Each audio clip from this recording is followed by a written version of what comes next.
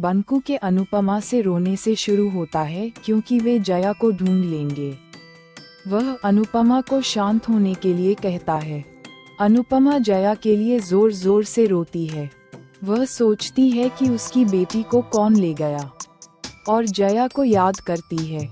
अनुपमा को शक है कि रोजी जया को ले गई होगी। बॉस अनुपमा से पूछता है कि क्या हुआ। अनुपमा बताती है कि उसने आज पॉल को मारा क्योंकि वह उसके साथ बुरा बर्ताव कर रहा था और उसे धमका रहा था। उसे शक है कि रोजी और पॉल जया से उसके किए का बदला ले रहे हैं। राही ख्याति से पूछती है कि प्रांशी कहाँ है। ख्याति राही को बताती है कि गौतम उसे ले गया था। राही प्रांशी के लिए परेशान है। प्रेम राही को बताता है कि प्रांशी गौतम के साथ नहीं है। राही और प्रेम बात करते हैं कि गौतम ने शायद प्रांशी को डेकेयर में छोड़ दिया होगा। राही प्रांशी के लिए रोती है। वह ख्याति से पूछती है कि गौतम उस पर भरोसा क्यों नहीं करता कि प्रांशी उसके आसपास सुरक्षित और स्वस्थ है। प्रेम राही को बताता है कि प्रांशी को उसके बिना रहने की आदत नहीं है। राही फूट फूट कर रोने लगती है। अनुपमा पॉल को मारने के लिए खुद को दोषी मानती है। कहती है कि जया उसकी वजह से गायब है। बंकू अनुपमा से खुद को दोषी न मानने के लिए कहता है। अनुपमा कहती है कि उसकी वजह से जया मुश्किल में है।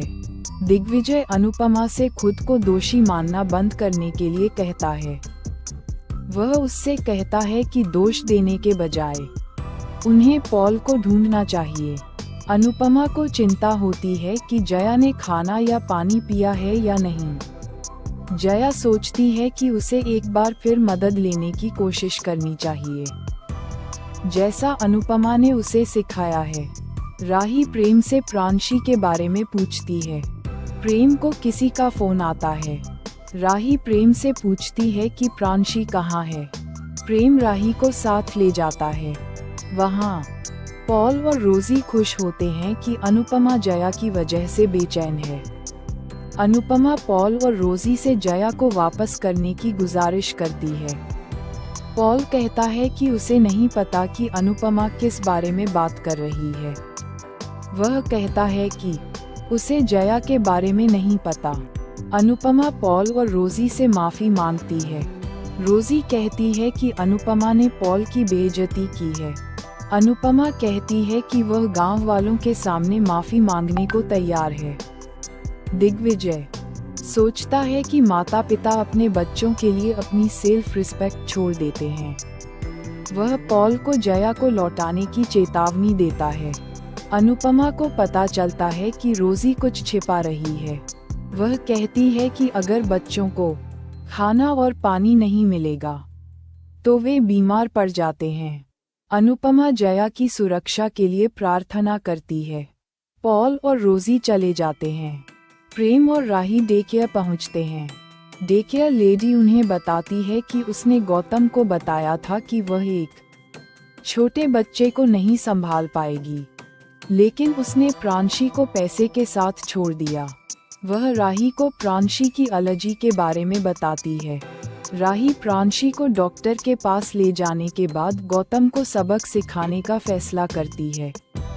अनुपमा, दिग्विजय और बंकू रोजी और पॉल का पीछा करते हैं। रोजी को चिंता होती है कि उसने जया को किडनैप करके गलती की है। पॉल कहता है कि वे अगले दिन जया को छोड़ देंगे और चाहते हैं कि आज रात अनुपमा को तकलीफ हो।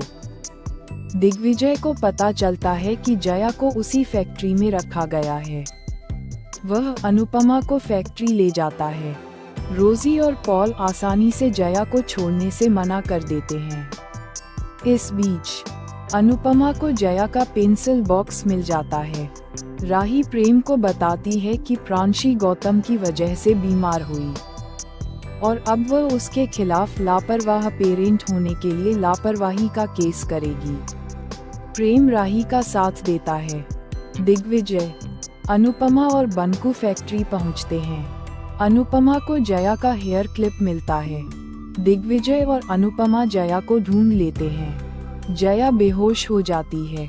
दिग्विजय बोस को फोन करता है। बोस दिग्विजय से जया को हॉस्पिटल ले जाने के लिए कहते हैं।